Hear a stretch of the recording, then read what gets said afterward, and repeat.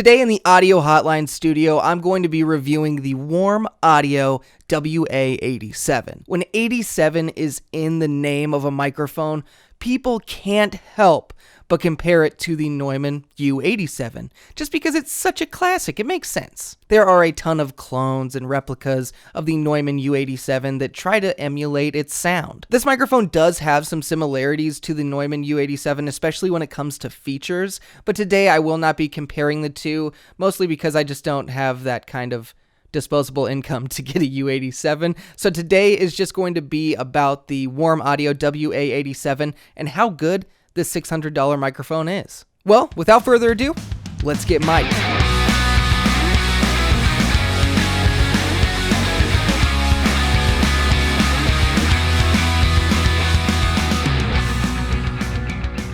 Welcome all audio nerds to the Audio Hotline. Let's go ahead and start talking about the WA87. The first thing that I want to say is just a big, huge, gigantic thank you to B&H for sending me the WA87. They've sent me this microphone to play with for the next little bit and get a review out to you guys, and I am just so grateful that they did that. I really think that they are a fantastic company. If you need some audio or video or camera gear, whatever you need, go on over to B&H. And just to clarify, B&H did not send this to me with the intention that I would give it a good review. My opinion is in fact my own.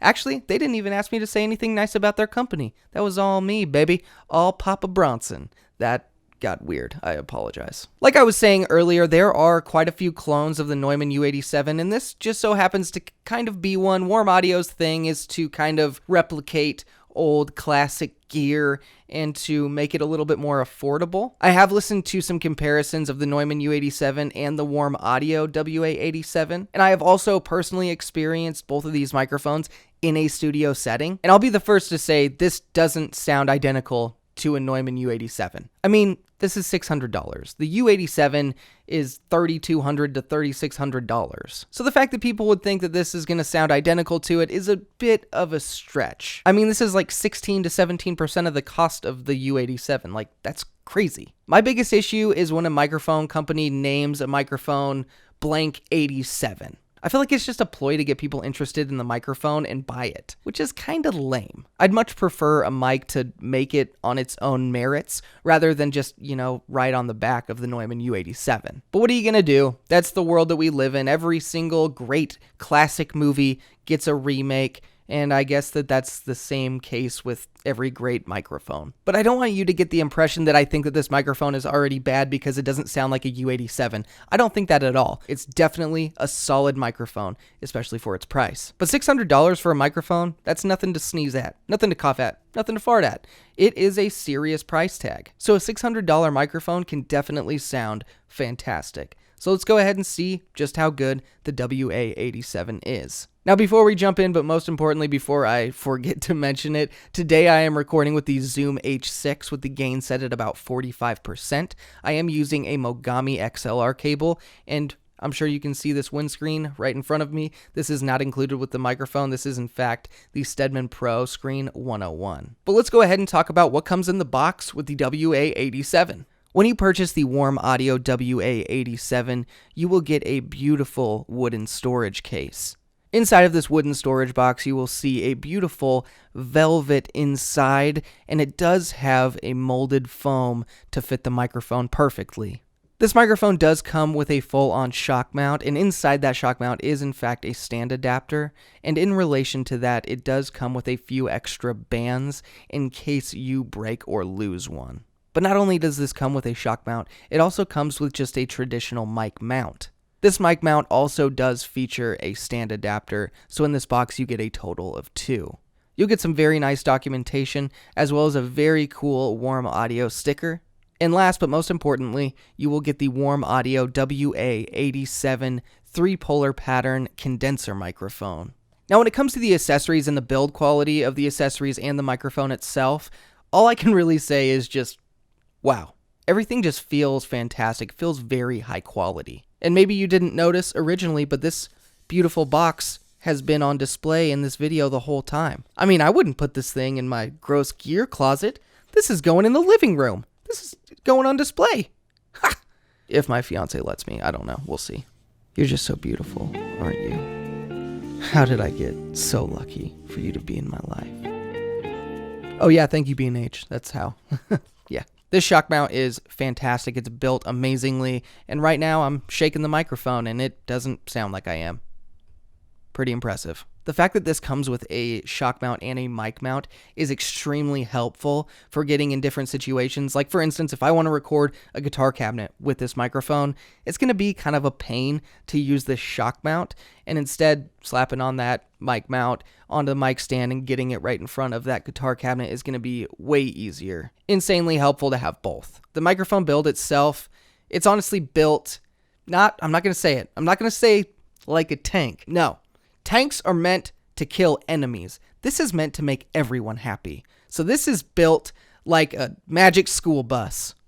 The switches on the body for the polar patterns and the roll-off and the pad, they all feel really solid, but I would say as far as the build quality goes, they're the weakest links. They just don't feel like absolutely amazing when you're switching between them, but they're still solid. And speaking of those switches, let's go ahead and go over some of the features that the WA87 has on the microphone. The WA87 is capable of switching between 3 different polar patterns. It has an omnidirectional polar pattern, a cardioid polar pattern, and a figure of 8 polar pattern. And figure of 8 can also be known as bidirectional. The omnidirectional polar pattern will pick up a 360-degree radius of sound. You'd be able to move around the microphone's capsule and still be able to be heard perfectly fine. The cardioid polar pattern is the most common polar pattern, and it is when the front of the microphone is the most sensitive and the back of the microphone is the least sensitive. And it kind of goes in like a heart shape. Bidirectional polar pattern is when directly in the front of the microphone it is the most sensitive,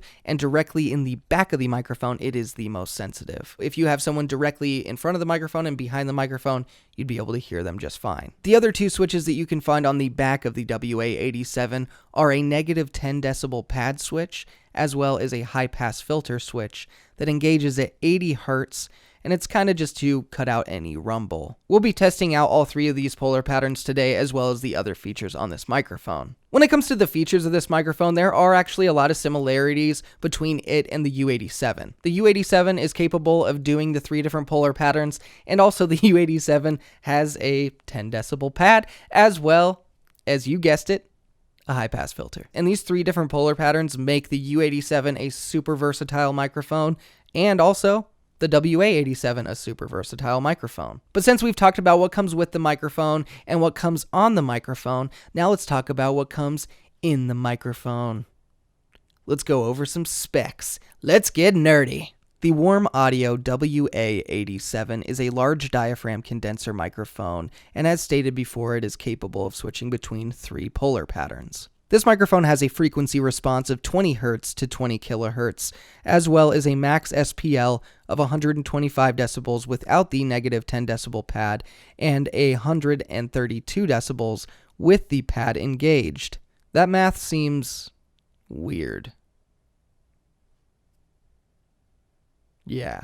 This has an output impedance of 150 ohms and an XLR output connection. This has a noise level of less than negative 117 dBu in every polar pattern. The WA87 does in fact require 48 volts of phantom power. The diaphragm of this microphone is 6 micron thick and 1 inch in diameter. It is made of 24 karat gold sputtered membrane. I'll leave it up to you to go over the frequency response graphs, but I'll just briefly cover over them real quick. When it comes to the 3 different polar patterns on the frequency response graphs, they all have some very similar characteristics, although they are not identical. In every single one of these polar patterns, there is a slight dip in the lows, and the mids are relatively flat, although omnidirectional does have a slight dip in the high mids. Around 4 kHz, the cardioid and bidirectional mode boost a little bit, and the omnidirectional mode does boost in the sense that it goes back up to 0. Around 6 kHz in cardioid mode, it does dip below 0 decibels just ever so slightly, and then goes back up. In omnidirectional mode, the biggest boost is from about 8 kHz to 12 kHz, and then it drops off. Every single one of these polar patterns drops off a little bit before 20 kHz. Now that we've gone through the basics and the specs, let's go ahead and get to the most important part. Let's go ahead and test this microphone out. Since there are multiple polar patterns, this testing section might be a little bit lengthy, But if you want to skip around and see only what you came here to see, go ahead and go down in the description and there will be some timestamps. Let's go ahead and get started with a proximity test. Now, if you get really close to this microphone in cardioid mode, but you angle yourself just a little bit so you don't spit on the capsule, here's how it's going to sound. Now, if you get really close to this microphone in omnidirectional mode, here's how it sounds. Now, if you get really close to this microphone in bidirectional mode, here's how it sounds. Now, I just want to warn you, this next part could definitely get loud. We're going to do a plosive test, and condenser microphones kind of tend to take them pretty hard. Once again, I am going to angle the microphone a little bit so I don't spit on the capsule. Peter Piper picked a patch of pickled peanutses. Peter Piper picked a patch of pickled peanutses. Now in omnidirectional mode, Peter Piper picked a patch of pickled peanutses. Peter Piper picked a patch of pickled peanutses. Now in bidirectional mode, Peter Piper picked a patch of pickled peanutses. Peter Piper picked a patch of pickled peanutses. Peter Piper picked a patch of pickled peanutses. Peter Piper picked a patch of pickled peanutses. Now, if you're planning on getting this microphone for your YouTube gaming channel or for a podcast and you're going to be typing on a keyboard, here's how it rejects the sound in cardioid mode. Right now, I'm just clicking on a clicky-clacky keyboard with MX Cherry Blue switches in it, and here is how the cardioid mode rejects the sound. Now, let's go ahead and test out all three of these polar patterns with some white noise.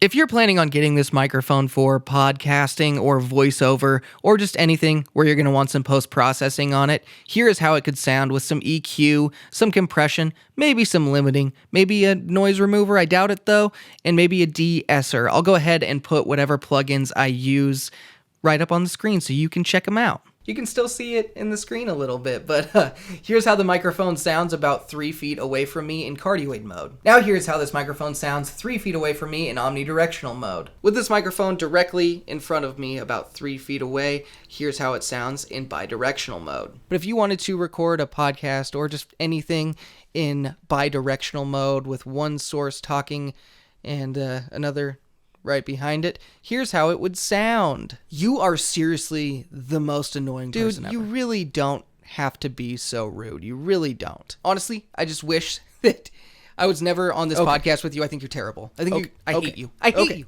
I hate you. I'm done. How it is. It's fine. It's fine. If you're in a room full of people and you want to record stuff in omnidirectional mode, here's how it would sound. Hey, beautiful. What's up? All right. This is fun. Definitely. I'm having fun. This is how cardioid mode sounds without the high-pass filter engaged. And this is cardioid mode with the high-pass filter engaged. This is omnidirectional mode without the high-pass filter engaged. And this is omnidirectional mode with the high-pass filter engaged. This is bidirectional mode without the high-pass filter engaged. And this is bidirectional mode with the high-pass filter engaged.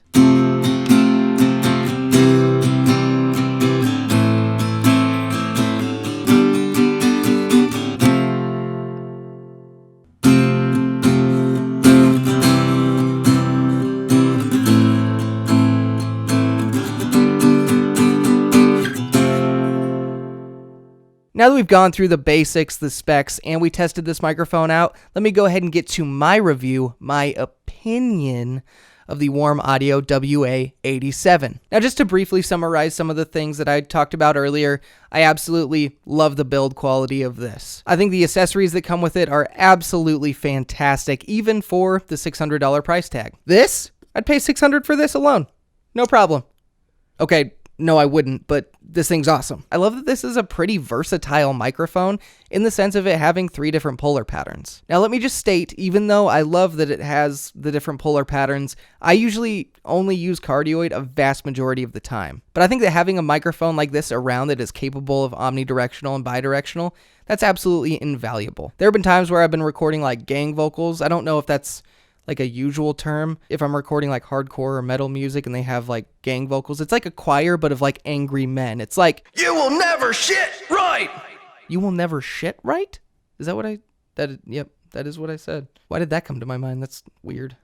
But also I've done like choir recordings, and I wish that I had the omnidirectional polar pattern for this stuff. Instead, I was using like a Rode NT1A and a different Rode NT1A and just kind of stereoing the situation. But this would have been really nice to just be able to put it in the middle of the room and press record with the omnidirectional polar pattern engaged. Do I think it sounds as good as the Neumann U87? No, I don't. But I do think it sounds good in its own right. It sounds good for the price tag that it has. I really wish that they would have just named this like the WA-WCW69, and then I would have just appreciated it on its own and not worried so much about whether it's as good as a U87.